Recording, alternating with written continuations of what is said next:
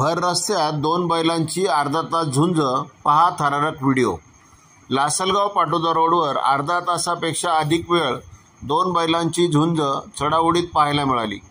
दोन्ही बैल झुंज सोडायला तयार नव्हते। नंतर तिथल्या नागरिकांनी काठ्या व पाणी यांच्या माध्यमातून झुंज सोडवली।